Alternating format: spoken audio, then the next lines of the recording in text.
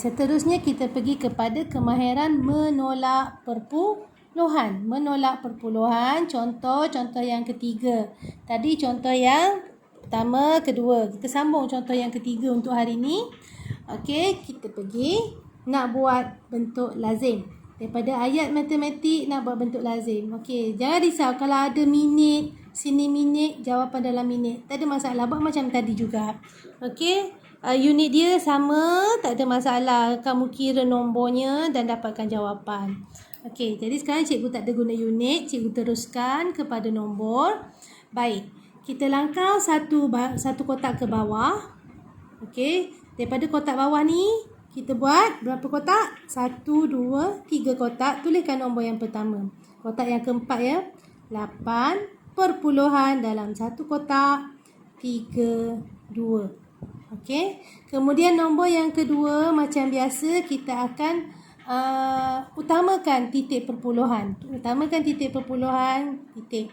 Kemudian sebelah kiri nombor 5. Sebelah kiri nombor 5. Operasi tolak. 5 tolak, betul? Kemudian sebelah kanan 6, 1, 3. Titik perpuluhan sebelah kanan 6, 1, 3. Tak ada masalah kan? Okey, baik. Jadi sekarang atas ni tak cukup nombor. Bawah ni ada nombor, atas ni tak ada nombor. Jadi kita gantikan nombor yang nilainya sifar ialah nilainya kosong ialah sifar. Maafkan saya.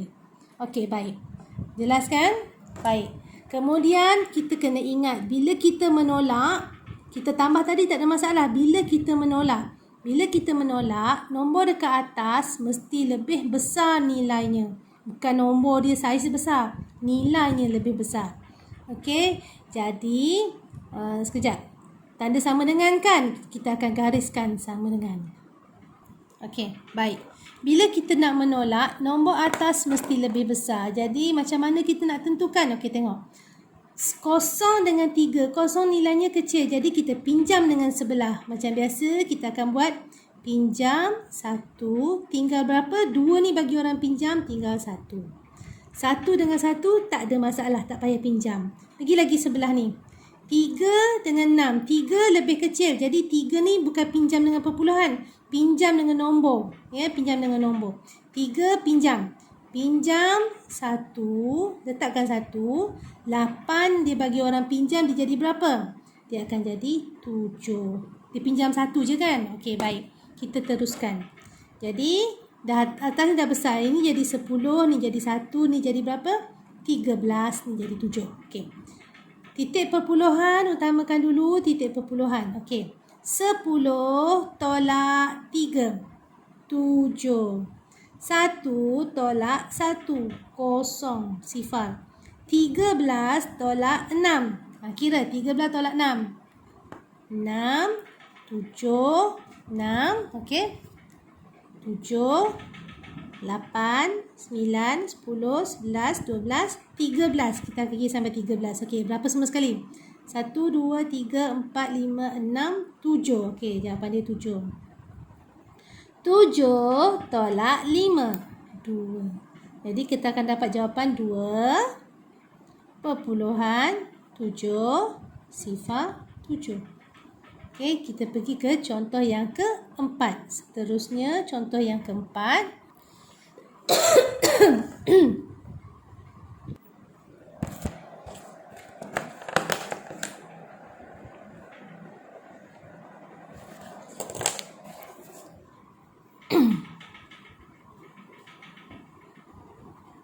Baik. Kita pastikan atasnya nilai lebih besar. 3 dengan 0 sebab kita nak tolak kan? 3 besar, 2 dengan 0 boleh. 0 dengan 0 boleh. 5 dengan 4, 5 besar. 8 dengan 5, 8 besar. Okey, tak ada masalah. Kita terus tolak. Tuliskan titik perpuluhan dahulu. Okey, 3 tolak 0.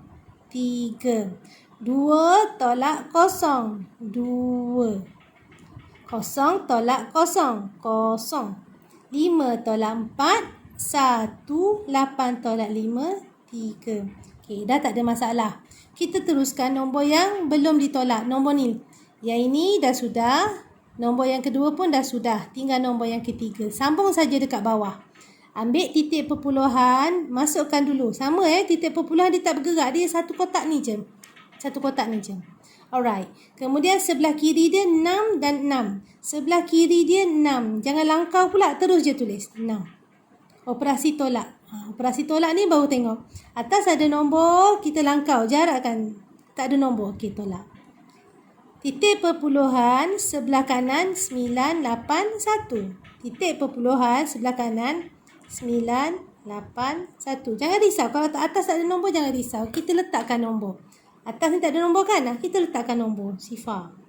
Sebab tak ada nombor. Kosong kan? Okey. Kemudian tanda sama dengan. Kita akan gariskan tanda sama dengan. Okey. Bila kita dah gariskan tanda sama dengan. Apa kita buat? Kita tengok. Kita nak tolak. Pastikan nombor atas ni. Bukan yang atas ni. Ni je. Ni yang ni lebih besar. Okey. Kosong dengan 1. Dah tentunya kosong. Tak ada nilai. Kita pinjam.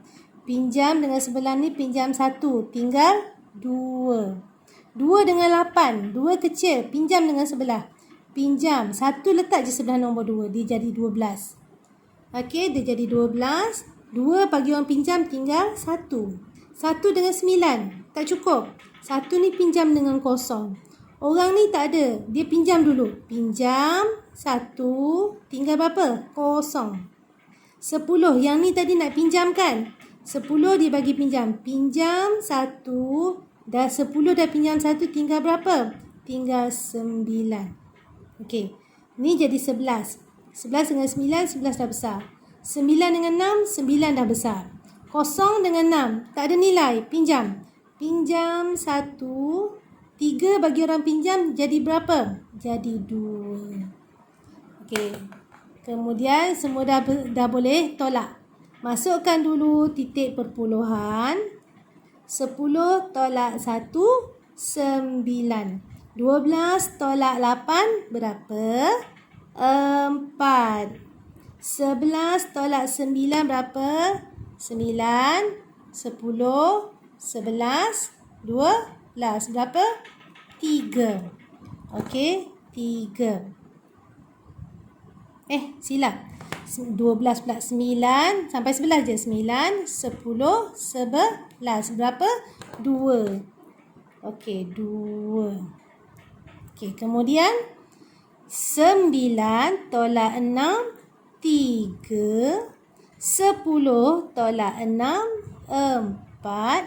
2 tak ada apa-apa. Tolak kosong. 2. Ni tanda sama dengan. Jadi jawapannya ialah 243. 200 berapa? 43 perpuluhan 249. Perpuluhan 249. Nombor depan sebut ikut nilai. Lepas titik perpuluhan, nombor belakang sebut satu per satu. 243 perpuluhan 249. Bukan perpuluhan 249. Salah perpuluhan 249. Okey, baik. Ni jawapannya dah gariskan. Buat latihan dalam matematik 1. Buka buku teks muka surat 89. Okey, muka surat 89. Kemudian nombor 1 C sampai F. Nombor 1 C sampai H. Okey, salin macam cikgu buat ni. Salin ayat matematik, buat bentuk lazim dekat bawah dia. Cikgu dah tunjuk macam mana nak buat supaya penulisan kamu bersih, cantik ya. Cikgu dah tunjuk macam mana nak jarakkan. Okey. Faham ya? Okay, kita ke seterusnya.